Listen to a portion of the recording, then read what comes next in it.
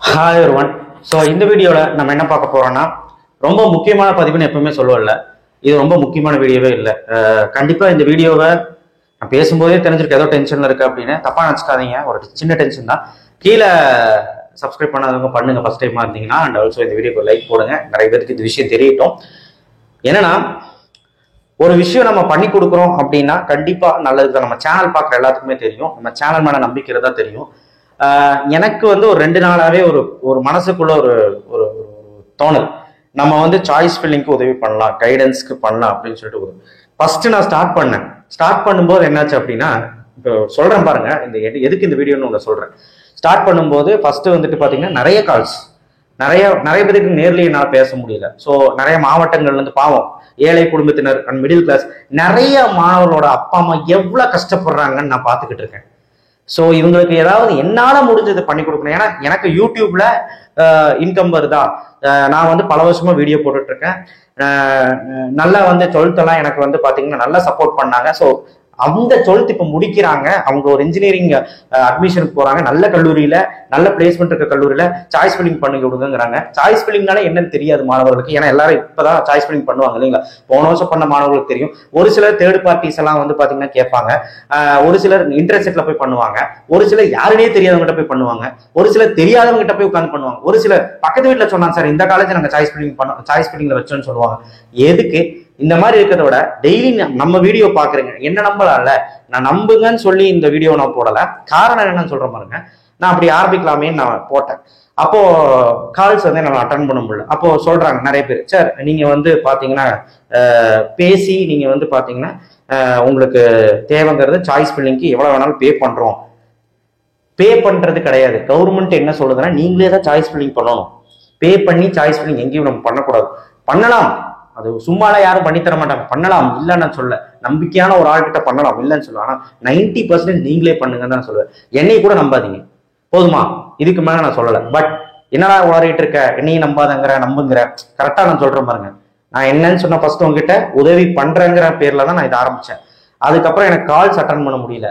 So ஒவ்வொரு கால்ஸ்லயுமே நான் சொல்ல வேண்டியதா இருக்குது, இது சாய்ஸ் ஃபில்லிங் உதவி பண்ணி தரேன், இல்ல கைடன்ஸ்க்கு நீங்க கூகுள் மீட்லயோ இல்லை நேர்ல பேசுங்க.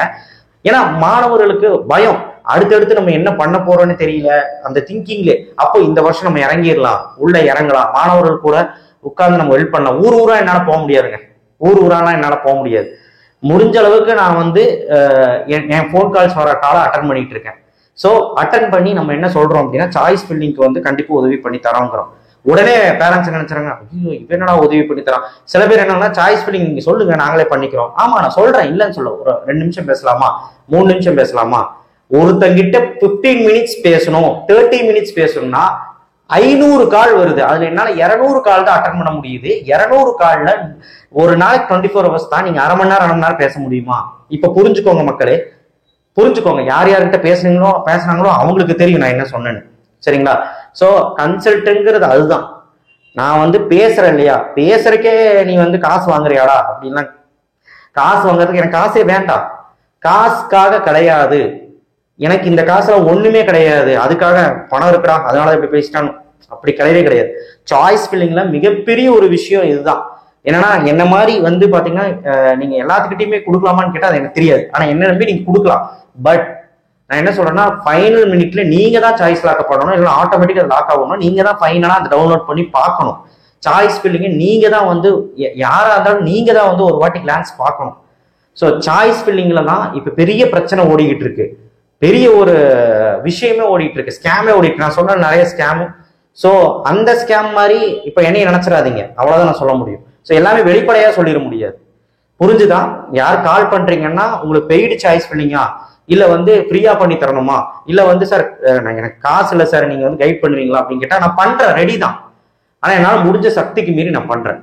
பெய்டுனா நீங்களா விருப்பப்பட்டு ஏதாவது தந்தீங்கன்னா ஓகே, நான் ஏத்துக்கிறேன். நான் இப்ப இவ்வளவு சார்ஜ் ஆகுங்க, இவ்வளவு ஆகுங்கன்னா பயந்துடுறீங்க.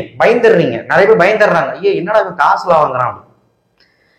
நல்லா கேட்டுக்கோங்க, காசு வாங்குறதுக்காக கிடையாதுங்க. நான் தான் சொல்றேன், இவ்வளவு நேரம் ஸ்பெண்ட் ஆகுது.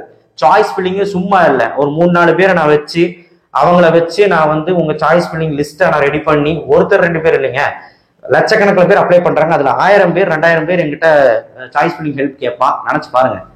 ஸோ அதுக்காண்டி தான் உங்களுக்கு பெய்டு சாய்ஸ்னா பெய் பண்ணுங்க.